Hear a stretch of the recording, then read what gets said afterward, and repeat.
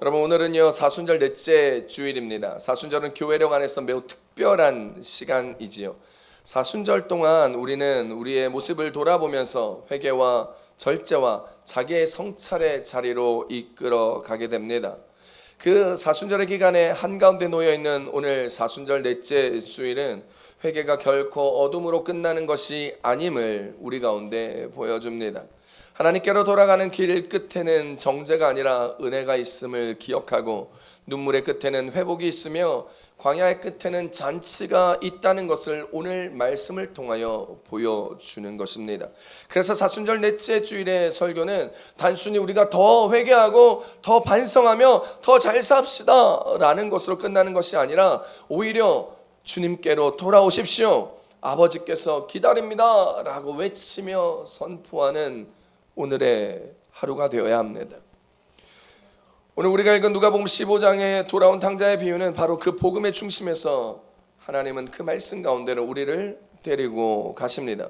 특별히 오늘 이 말씀은 스페인에서 살아가는 디아스포라 공동체를 이루고 있는 마드리드 순복음 교회 안에 더 깊이 다가와야 합니다.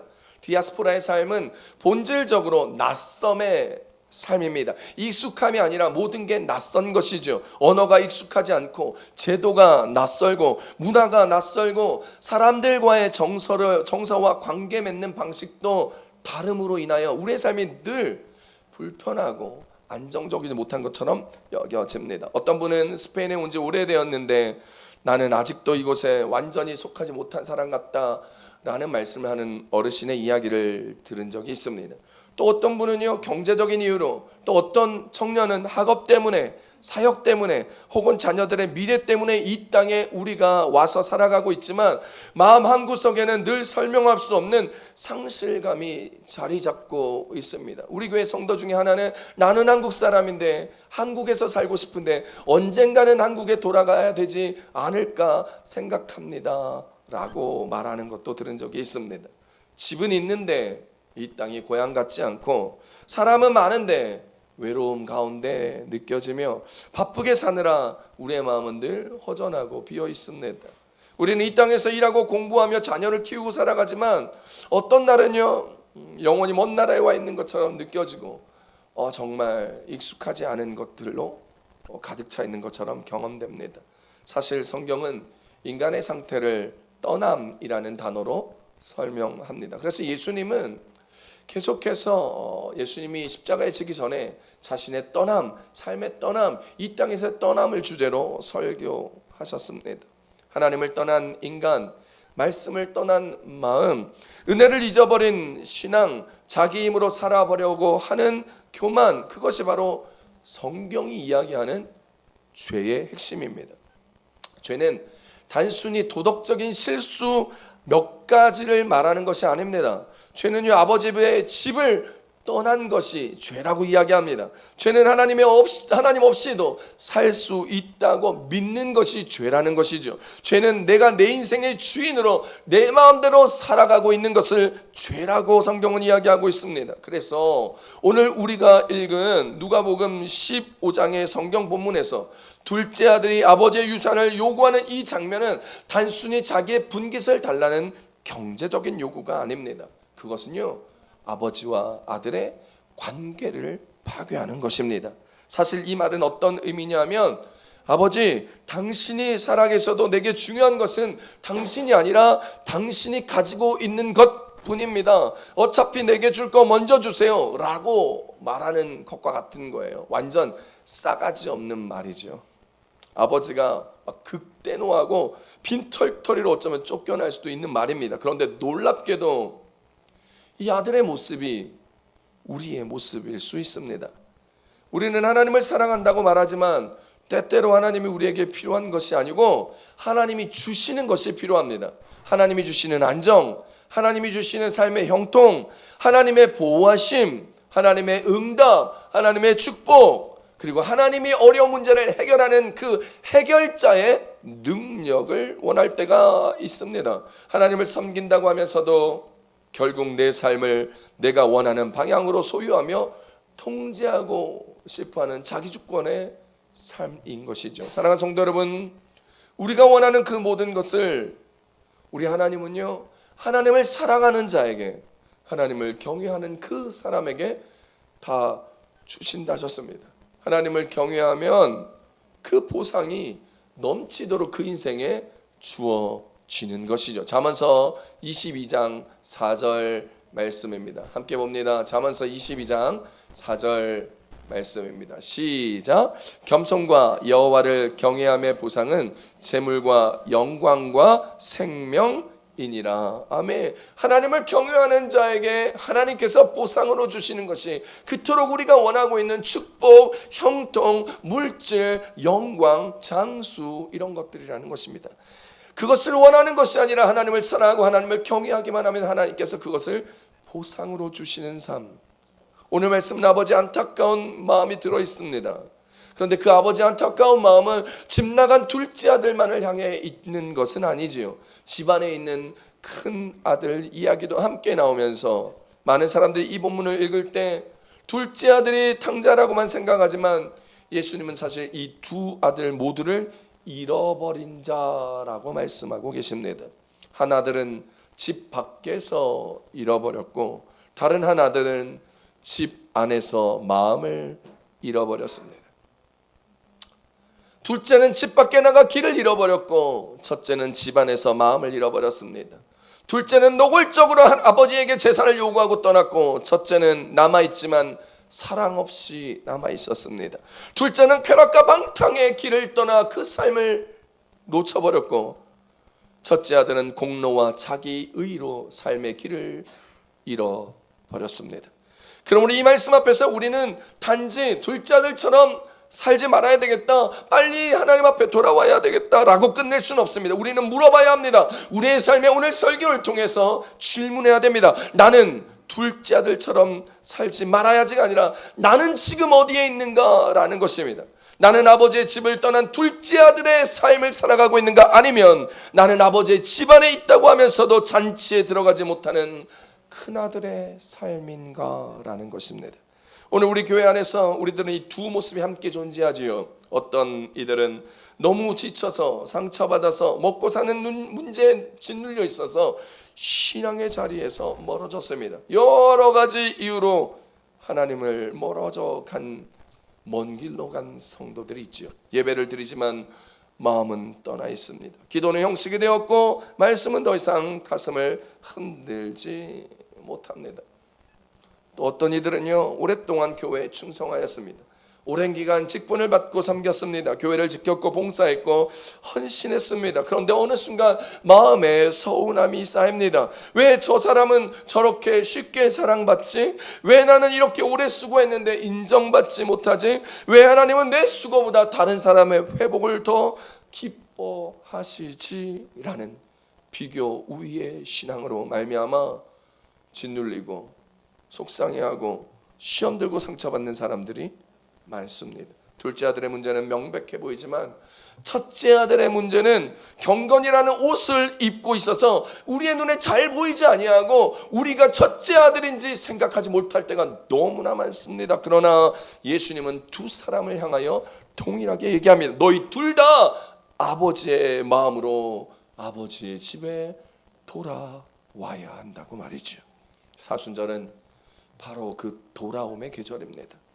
사순절은 죄를 뒤집어쓰고 회개하고 눈물로 금식하며 나아가는 계절인가 동시에 사순절은 은혜를 다시 입는 계절입니다. 사순절은 자신이 죄인임을 깨닫는 시간이지만 동시에 우리의 하나님 아버지가 얼마나 마음이 넓고 사랑이 크신지를 발견하는 시간이어야 된다는 거예요.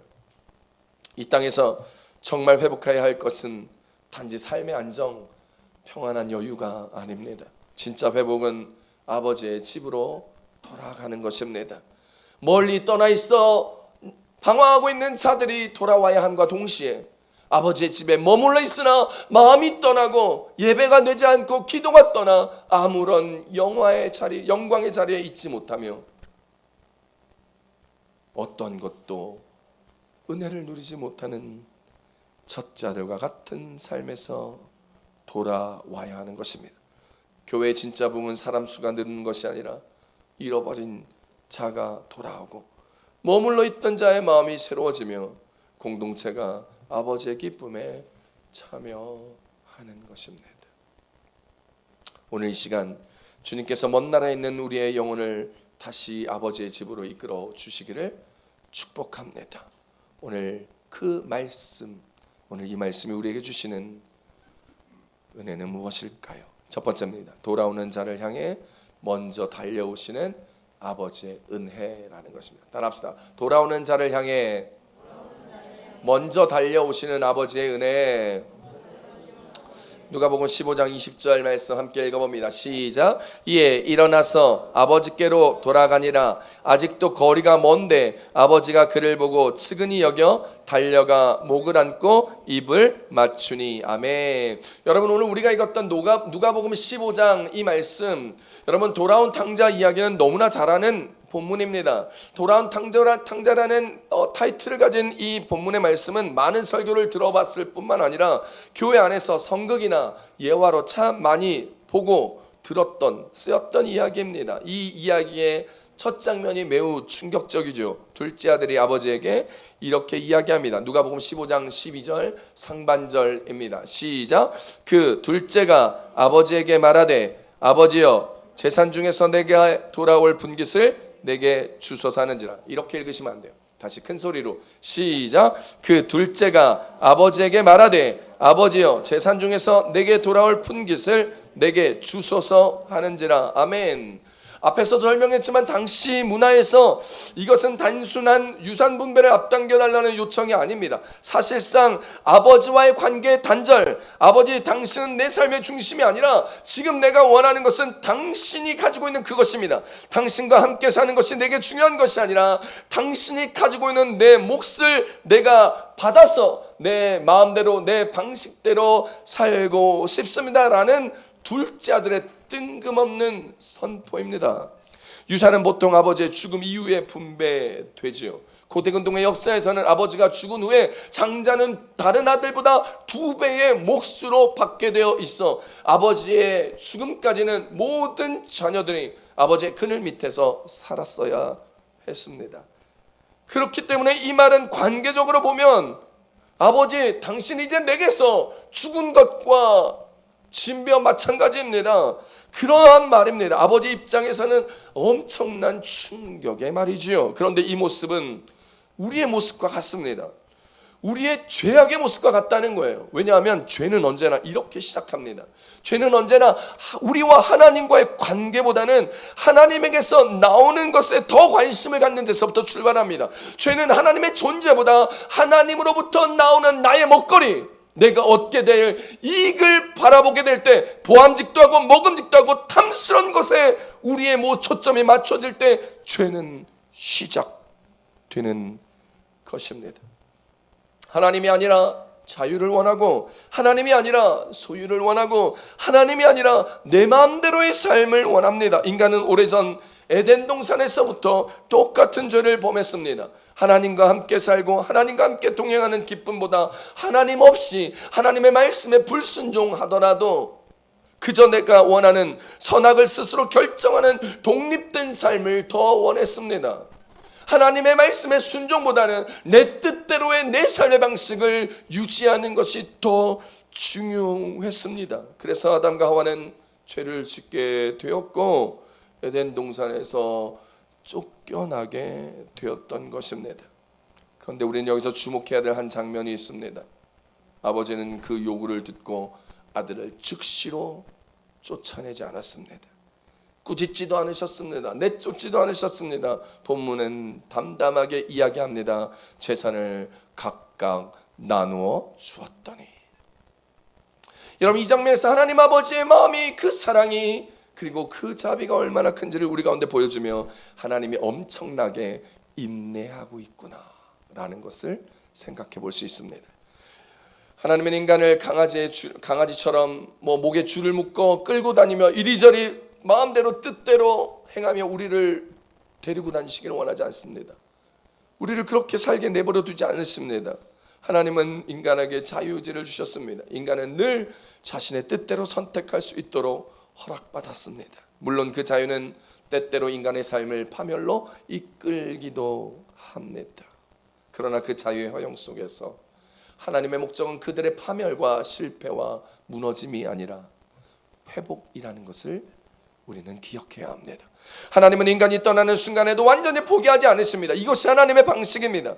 하나님은 때때로 우리가 고집한 그 길의 쓴맛을 경험하게 합니다. 실패하고 넘어지고 자빠지고 바닥을 칠 때까지 주님은 기다립니다. 왜냐하면 인간은 좋은 것에서 지 뜻대로 행한 것에서 돌아오지 않습니다. 때때로 실패와 좌절과 힘듦과 무너짐을 통하여 인간은 자신이 하나님을 떠나 있음을 깨닫게 되고 그리고 하나님을 찾게 됩니다. 둘째 아들이 그렇게 하나님을 깨닫게 되지요. 오늘 본문에서 둘째 아들은요, 먼 나라를 가게 되었습니다. 누가복음 15장 13절입니다. 시작. 그 후 며칠이 안 되어 둘째 아들이 재물을 다 모아가지고 먼 나라에 가 거기서 허랑방탕하여 그 재산을 낭비하더니. 아멘.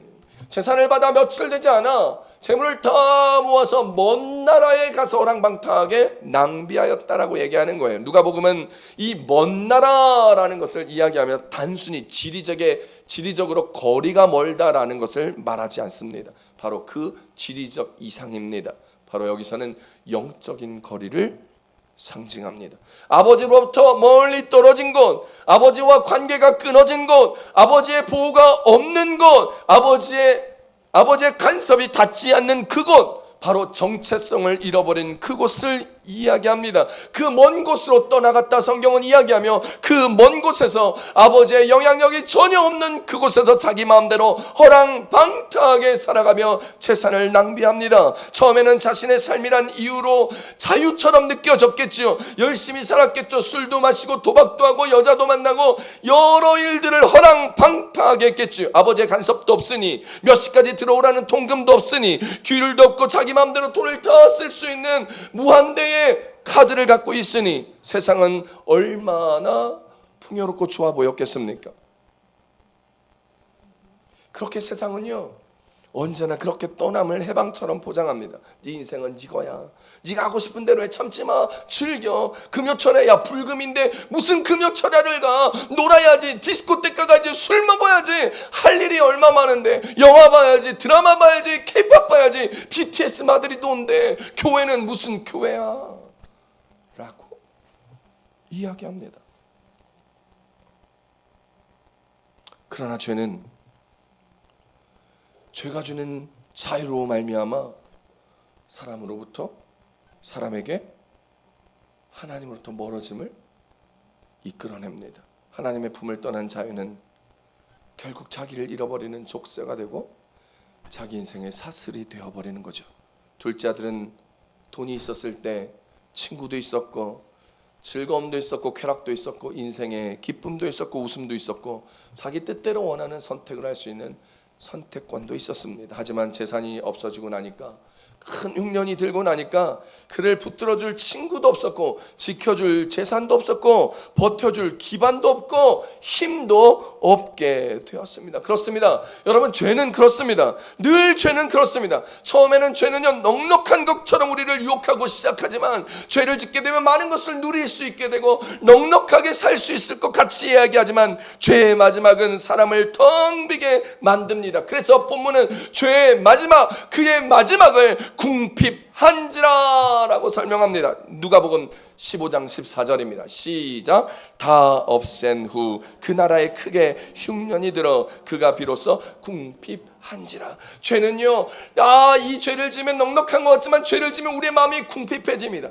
죄를 짓기 시작하면 재산이 다 날아가 궁핍해집니다. 죄를 짓기 시작하면 내 삶의 기쁨이 궁핍해지고 죄책감이 가득하며 양심이 찔리게 되고 어려움과 속상한 가운데 나아가게 되는 거라는 것입니다. 여러분, 비로소 궁핍한지라. 짧지만 얼마나 깊은 표현입니까? 죄의 끝이 궁핍이라고 이야기합니다. 영혼의 궁핍함, 관계의 궁핍함, 정체성의 궁핍함, 사랑의 궁핍함 가운데 들어가게 됩니다. 그래서 둘째 아들은 이제 모든 것이 궁핍해졌습니다. 친구의 관계도 궁핍해지고 돈도 힘도 궁핍해지고 가진 것도 없어지며 능력도 없고 자신감도 궁핍해져서 그 어떤 것으로도 일어설 수 없었습니다. 그래서 둘째 아들은 그 나라 백성 중 하나에게 빌부터 살게 됩니다. 유산을 달라고 하던 아들이 이제는 남의 집에 빌부터 사는 처지의 인생이 되었습니다.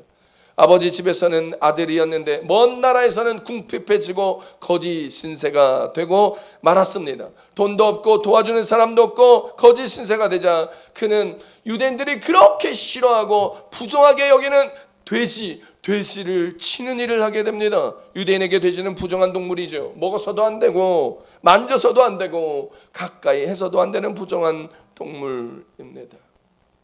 그래서 돼지치는 일을 한다는 의미는 단순히 하급적 직업을 가졌다는 문제가 아니라 그 존재가 얼마나 바닥까지 내려갔는지를 보여줍니다. 그는 돼지가 먹는 쥐염 열매로 배가 고파 배를 채우고 싶었지만 그 돼지가 먹는 돼지 사료조차도 먹을 수 없을 만큼의 궁핍함 가운데 있다라는 것입니다. 죄는 그렇게 인간을 아래로 끌고 내려갑니다.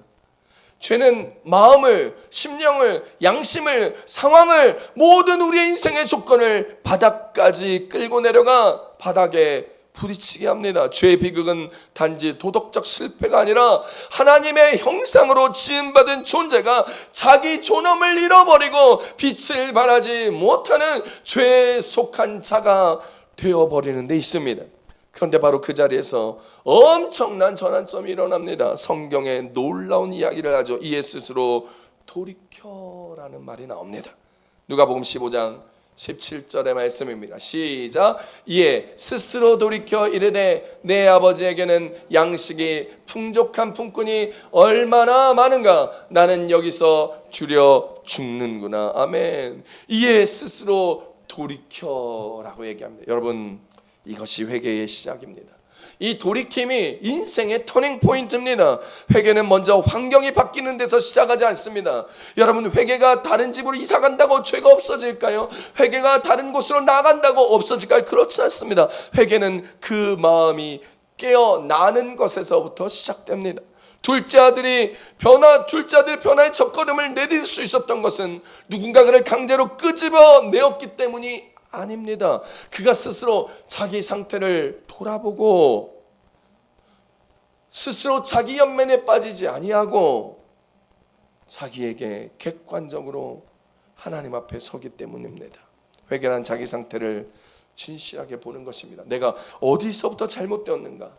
내가 누구를 떠났는가? 내가 무엇을 잃었는가를 보는 것이 회개입니다. 그는요, 무엇을 잘못했는가? 어디서부터 잘못됐는가? 내가 누구를 떠나는가? 내가 무엇을 잃었는가를 생각해보자 깨달은 것이 있었습니다. 뭐예요? 내 아버지에 대한 생각입니다. 내 아버지에게는 양식이 풍족한 품꾼이 얼마나 많은가? 아버지의 집을 떠난 그는 그 부정한 동물인 돼지의 사료도 먹지 못할 만큼의 궁핍한 상황이었는데 아버지의 집에는 품꾼조차 양식이 풍족한 인생을 사는 것을 깨닫게 되었습니다. 그 아버지의 풍족함, 여기서 중요한 것은 단지 경제적인 풍요가 아닙니다. 아버지의 집은 생명의 풍요가 있는 것이고 그가 없었던 관계의 풍요가 있는 것이고 그가 없는 먹을 것의 풍요가 있는 것이고 그가 잃어버렸던 보호의 풍요가 있는 것이고 그가 느끼지 못하는 사랑의 풍요가 있는 곳이라는 것입니다. 사랑하는 성도 여러분, 하나님 앞에 돌이켜 보게 될 때 회개는 이러한 마음으로 나타납니다. 사순절의 회개도 이런 것입니다. 그저 우리가 요즘 힘드니까 뭐 좀 잘 살아보자, 내가 열심히 살아야지, 하나님 없이 살다가 내 영혼이 메말라 버렸네, 하나님께로 다시 돌아가자, 이런 인식으로 나아가는 것이 아니에요. 하나님께로 돌이키는 그것, 일어서서 하나님이 누구인지, 내가 어떤 상황으로 나왔는지를 깨닫게 되는 것, 그것이 회개입니다. 오늘 우리가 지내고 있는 이 사순절, 이 회개가 필요합니다. 사랑하는 성도 여러분, 이 사순절 여러분의 삶에 먼 길로 떠나신 분이 있다면 하나님께로 돌아오십시오. 이 둘째 아들은 이렇게 결심합니다. 누가복음 15장 18장 19절에서 이렇게 결심하죠. 함께 큰 소리로 한번 읽어봅니다. 시작. 내가 일어나 아버지께로 가서 이르기를 아버지 내가 하늘과 아버지께 죄를 지었사오니 지금부터는 아버지의 아들이라 일컬음을 감당하지 못하겠나이다. 나를 품꾼의 하나로 보소서 하는지라. 아멘. 하나님 둘째 아들은 아버지께로 가면서 내가 하늘과 아버지께 죄를 지었다 이야기하는 것입니다. 이제 아버지 아들이 아닙니다. 그냥 아버지 집에 있는 품꾼 하나 일꾼 하나로 봐주십시오라고 얘기합니다. 여기서 회개의 중요한 본질을 이야기합니다. 회개의 가장 첫 번째는 뭐냐면 내 죄를 있는 그대로 인정하는 것입니다. 많은 사람들은 죄를 바라보며 하나님 앞에 회개할 때 죄를 축소합니다. 내가 지은 죄를 축소합니다. 어쩔 수 없었다 변명합니다. 그저 그 죄를 인정하는 것에서부터 잘못 나아가고 있는 것입니다. 회개는요 나의 죄를 있는 그대로 인정하는 것입니다. 그 죄가 상황 탓이다, 흉년 탓이다, 친구 탓이다, 세상 탓이다, 시스템 탓이다 라고 말하지 않습니다. 환경과 상황의 영향이 분명히 있었겠지만 바로 그 이전에 나의 죄를 고백하는 것입니다. 내가 죄를 지었습니다라고요. 또한 회개는 하나님과의 관계의 차원을 회복해야 합니다. 이 둘째 아들이 뭐라고 얘기해요? 지금부터 내가 아버지께 18절에 뭐라고 얘기해요? 하늘과 아버지께 죄를 지었습니다 라고 얘기합니다. 죄는 늘 수직적 차원의 죄를 짓습니다. 하나님과 나와의 관계에서. 그러나 죄는 또한 수평적 관계, 사람과 사람의 관계에서 짓습니다. 십자가가 하나님과 인간의 관계와 사람과 사람의 관계에서처럼 이루어진 것이 십자가라면 하나님을 내 몸과 같이 하나님을 힘을 다하여 뜻을 다하여 목숨을 다하여 사랑하고 내 이웃을 내 몸과 같이 사랑하라 말씀하신 것을 이어가는 것이 십자가의 모습처럼 우리의 죄도 늘 수직적 차원과 수평적 차원의 죄를 지음을 고백해야 합니다. 그래서 사람에게 지은 죄를 고백해야 합니다. 그리고 그에게 용서를 구해야 합니다. 또한 회개는 자격을 주장하지 않습니다. 뭐라고 얘기합니까? 여기서 아버지의 아들이라 불리지 않게 하시고 품꾼으로 여기소서라고 얘기합니다. 사랑하는 성도 여러분, 우리의 멀리 떠난 그 죄를 주님 앞에 있는 그대로 인정하며 살아가실 수 있기를 바랍니다. 자꾸 하나님의 은혜보다 내가 하나님의 은혜로 인한 공로를 얻을 것, 그리고 하나님 내가 열심히 하겠습니다 라는 것으로 하나님과의 관계에서 딜을 보려 하지 마십시오. 하나님 잘못했습니다. 이제부터 열심히 살겠습니다. 열심히 신앙생활 하겠습니다. 받아주세요. 하나님 잘못했습니다. 죄송합니다. 봉사 열심히 할게요. 이제부터 하나님 열심히 헌신하겠습니다. 신앙생활 잘할게요. 물론 돌이킨 사람에게 변화된 삶이 따르는 건 매우 중요한 것입니다. 그러나 하나님께 나의 죄를 용서해달라고 하고 나를 받아들라고 얘기하는 것을 나의 공로, 나의 열심을 근거로 말해서는 안 됩니다. 뭘 열심히 하고 신앙생활 열심히 해서 하나님이 나를 용서하는 것이 아니라 내가 뭘 하든지 간에 하나님은 내가 하나님의 자녀이기에 나를 사랑하시고 용서해 주시는 것이라 기억할 수 있기를 우리 주 예수님의 이름으로 축원합니다. 축원합니다. 사랑하는 성도 여러분, 하나님께로 돌아가는 것은 다시 안 그러겠습니다라는 각서를 쓰는 것이나 앞으로 열심히 일하겠다는 노동의 계약서를 쓰는 것이 아니라 그저 하나님의 은혜 안에 그냥 들어가는 것입니다. 그냥 하나님의 은혜 가운데 들어가면 그것이 하나님께로 돌아가는 것이며 그것이 회개입니다. 하나님의 은혜 안에 들어가려고 하는 둘째 아들 탕자가 아버지께로 돌아가자마자 놀라운 장면이 나타납니다. 누가복음 15장 20절입니다. 시작. 예, 큰 소리를 읽습니다. 시작. 예, 일어나서 아버지께로 돌아가니라. 아직도 거리가 먼데 아버지가 그를 보고 측은히 여겨 달려가 목을 안고 입을 맞추니. 아멘. 그림 하나 보겠습니다. 여러분, 제가 찾아봐도 아버지의 모습이 이것보다 잘 나온 게 없어요. 저 돌아온 탕자를 맞이하여 뛰어나오는 아버지의 모습입니다. 저 멀리 집에 동구 밖에서 기다리고 있다가 내 아들 같은 사람이 오자 두 팔을 벌려 뛰어오는 그 아버지, 놀라운 복음의 본질이 바로 여기서 나타내주고 있는 것입니다. 아버지가 멀리까지 나와 기다리고 있습니다. 아직 거리가 많이 남아서 내 아들인지 아닌지 구별도 되지 않는 그 거리에서 이미 아들을 먼저 아버지가 보았다는 것입니다. 아들이 아버지를 깨달은 것이 아닙니다. 먼저 본 것이 아닙니다. 아버지가 그 아들을 먼저 보았습니다. 이것은 아버지가 뭘 하려다가 우연히 돌아오는 그 둘째 아들을 본 것이 아닙니다. 우연히 목격한 것이 아니라 아들이 오날 오나 내일 오나 언제 오나 계속해서 둘째 아들을 기다리며 동구박에서 기다리고 바라보고 있었다라는 뜻입니다. 하나님은 돌아오는 죄인을 그냥 무심히 맞이하지 않습니다. 그래 왔니? 대충 얘기하지 않습니다. 하나님은 그 죄인이 오기까지 오래 기다리십니다. 우리가 하나님을 찾기 전에 하나님께서 먼저 우리를 향하여 마음을 두고 가셨습니다. 지난 금요 예배를 드리는데 아픔이 있고 가족을 잃었던 한 사람이 예배하러 왔습니다. 그 아픔을 겪은 후에 한 6개월 동안 교회를 나가지 않았습니다. 원망이 들었고 가족을 잃은 슬픔 때문에 하나님을 원망하게 되었고 자신의 기도를 응답하지 않은 것에 대한 원망이 가득하였습니다. 그런데 6개월 동안 만에 처음 어제 우리 교회에 예배를 드리러 와서 눈물로 예배드리며 하나님의 오해를 풀고 관계가 회복되어지는 것을 저는 어저께 경험하였습니다. 하나님은 그렇게 오래도록 보고 기다리고 있습니다. 그리고 아버지가 그 아들을 측은히 여겼다 얘기합니다. 측은히 여겼다는 단순히 동정하고 불쌍히 여겼다는 것이 말하는 것이 아닙니다. 원어의 뜻은 내장을 뒤흔드는 긍휼함이었다라고 성경은 얘기합니다. 하나님의 사랑은 차갑고 원칙적인 사랑만이 아니라 아픈 자를 보면 자기 속이 함께 무너지며 자기의 생명을 바쳐 자기의 살점을 띄어 사랑하고 회복하는 것이 아버지의 사랑입니다.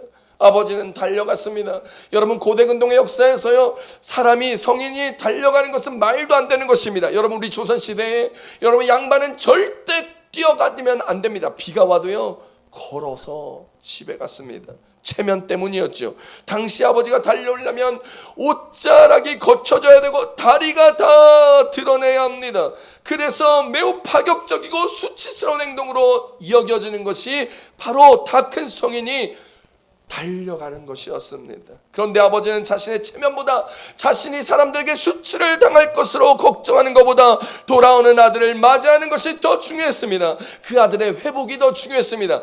돼지 냄새가 나고 더러운 냄새가 나는 그 아들을 누구보다 사랑하는 마음으로 둘파별로 맞이하였습니다. 왜일까요? 그 아들이 내 아들이었기 때문입니다. 돼지 냄새가 나도 내 아들이었고 굶주리고 거지 같은 삶을 살아가고 있었던 그 아들이 내 아들이었기 때문입니다. 수치와 조롱 따위는 중요하지 않았습니다. 체면 따위도 중요하지 않았습니다. 내 아들을 맞이하여 누구보다 고생하고 힘들었던 내 아들을 맞이하고 안아주고 사랑해주고 품어주는데 그 아버지는 그 어떤 것도 중요하지 않았습니다. 하나님이 우리를 그렇게 봅니다. 멀리 떠나 죄 많은 우리들을 돌이켜보며 죄 많은 인생, 냄새나는 인생, 더러운 인생으로 살아갈지라도 비록 먼 발치 있을지라도 우리에게 하나님께로 돌이켜 오기만 한다면 두 팔 벌려 그 사랑으로 체면 따위 그 수치 따위 조롱 따위 중요하지 아니하고 십자가의 죽으심으로까지 우리를 사랑하사 두 팔 벌려 사랑하시고 살려주셨던 그 아버지의 사랑과 그 아버지의 자비와 그 하나님의 긍휼을 오늘 경험하는 우리들이 되기를 축원합니다. 아버지께로 돌아오십시오. 먼 나라에 가셨다면 돌아오십시오. 탕자의 귀향은 단순히 인간의 회개만을 이야기하는 것이 아닙니다. 무엇보다 하나님의 은혜를 설명합니다. 회개의 문을 여는 것이 인간의 눈물이나 그 눈물을 아버지 집으로 끌고 오는 것은 바로 하나님의 달려오심입니다. 내가 잘나서 내가 대단해서 내가 기도해서 내가 눈물을 흘리고 금식해서 주님이 우리를 받아주는 것이 아니라 죄 많으나 냄새나나 더러우나 수치스러우나 우리가 하나님의 자녀이기 때문에 그분의 품으로 우리를 사랑하여 주시고 우리를 안아주시는 것입니다. 사랑하는 성도 여러분, 하나님은 절대로 냄새난다 저리 가라, 야 왜 이제 왔냐 조용히 해라, 예배드린다 저 뒤에 끝에 앉아라, 거기 기다려라 라고 말씀하시는 분이 아닙니다. 내 아들이 죽었다 살아났다, 잃었다 다시 얻었다, 천국 잔치를 베풀자. 잔치를 베풀자라고 얘기합니다. 살찐 송아지를 잡아서 먹이고 손에는 가락지를 끼고 옷에는 신발을 신기며 몸에는 명품 옷을 덮어주며 그 아들을 존귀한 나의 아들로 세우는 것입니다. 많은 사람들이 둘째 아들 욕하고 떠나고 분깃을 얻어 유산을 얻어서 갔다고 얘기하면 손가락질하는 그 쓸데없이 아버지의 체면을 깎고 명예를 깎았던 둘째 아들이었으나, 사람들의 욕먹는 둘째 아들이었으나 그래도 내 아들에게 그 아들을 품고 그 아들을 위하여 사람들 앞에 존귀케 여깁니다. 좋은 옷으로, 좋은 가락지로, 좋은 신발로, 살찐 송아지로 마을 사람들을 대접하며 내 아들이 살아왔다, 잃어버린 내 아들이 살아왔다, 잊어버렸던 내 아들이, 죽었던 내 아들이 다시 왔다라고 천국잔치를 베풀었습니다. 사랑하는 성도 여러분, 그 천국잔치 위에 우리가 서 있습니다. 그 천국잔치를 베푸는 주인공이 저와 여러분입니다. 우리의 정체성은 하나님의 자녀이기에 하나님은 우리의 그 어떤 것을 떠나 우리를 향하여 두 팔 벌려 뛰어오심을 기억하시고 오늘 이 사순절날 그 은혜를 누리게 될 수 있기를 우리 주 예수님의 이름으로 축원합니다. 축원합니다. 우리 교회는 더욱더 이민자의 삶을 살아가니 많은 상처와 수치를 경험하는 삶일 수 있습니다. 언어적 실수 하나도 위축되고 경제적인 실패 하나로 무너지고 가정의 문제 하나로 부끄러워지는 인생을 살아갈 때가 참 많습니다. 이 땅에서 이방인으로 나그네로 살아가다 보니 그렇습니다. 그러니 교회는 그 많은 사람들을 품어오며 하나님의 안식처의 집으로, 아버지의 집으로 함께 만들어 나가는 우리 성도들이 되어야 합니다. 나만이 상처받은 자가 아닙니다. 우리 모두가 이 땅에서, 이방의 땅에서 상처받은 디아스포라의 성도로서 하나님의 나라에 함께 나와 있는 우리가 되기를 원합니다. 사랑하는 성도 여러분, 지금 먼 나라에 계시진 않습니까? 겉으로 교회에 와 있지만 실제로 영적으로 먼 나라에 가 계시진 않습니까? 기도하지 않는 삶, 말씀 없이 버티는 삶, 하나님보다 돈과 염려와 계획과 성공이 더 크게 보이는 삶, 그것이 바로 우리의 먼 나라입니다. 어떤 이는 관계의 상처 때문에 하나님을 등 돌릴 수 있습니다.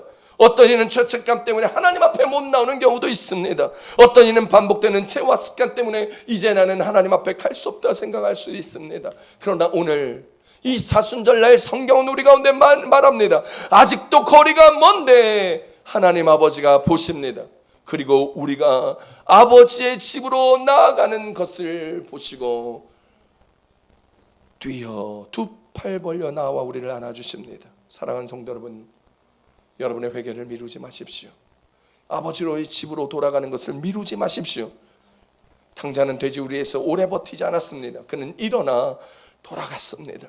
회개는 감정이 충분히 무르익을 때 감정적으로 하는 것이 아닙니다. 바로 일어나는 것입니다. 기도의 자리로 일어나고, 말씀 앞으로 일어나고, 예배의 자리로 일어나고, 잘못된 관계를 돌이키는 자리로 일어나는 마들 순복음교회 성도들 다 되시길 우리 주 예수님의 이름으로 축원합니다. 축원합니다. 그래서 이 사순절날 마음만 수르기는 절기가 아니라 우리의 인생의 방향을 변화시키고 우리의 방향을 바꾸는 절기가 되어야 합니다. 오늘 이 시간 예배 후에라도 결단하십시오. 여러분의 인생의 먼 나라에 있는 여러분, 결단하여 주님의 나라로 다시 오기로 변화시키십시오. 하나님과 멀어지게 하는 습관을 끊으시고 죄를 숨기지 말고 하나님 앞에 고백하시며 상한 마음을 안고 살아도 기도의 자리에 나와 주님을 만나게 되기를 우리 주 예수님의 이름으로 축원합니다. 축원합니다. 사랑하는 성도 여러분, 사순절은 십자가를 향해 가는 길입니다. 그런데 십자가는 우리를 절망시키기 위해서 세워진 것이 아니라 돌아올 길을 열어주시기 위하여 그곳에 십자가가 세워졌습니다. 예수님께서 십자가에서 찢기심으로 우리는 아버지의 집으로 들어가는 길을 얻었습니다. 십자가에 죽으실 때 휘장이, 지성소의 휘장 위에서부터 아래로 쭉 찢어졌던 것처럼 우리의 길이 열렸습니다. 오늘 사순절 넷째 주일날 주님은 우리에게 말씀하십니다. 먼 나라에서 아버지의 집으로 돌아오너라. 내가 너를 다시 아들이라 부르겠다라고 말씀하시는 이 초청 앞에 믿음으로 받는 저와 여러분, 하나님께로 돌이켜 하나님의 영광의 자리에 부활의 기쁨에 참여할 수 있는 이 사순절을 지내는 마들 순복음교회 성도들이 다 될 수 있기를 우리 주 예수님의 이름으로 축원합니다. 축원합니다.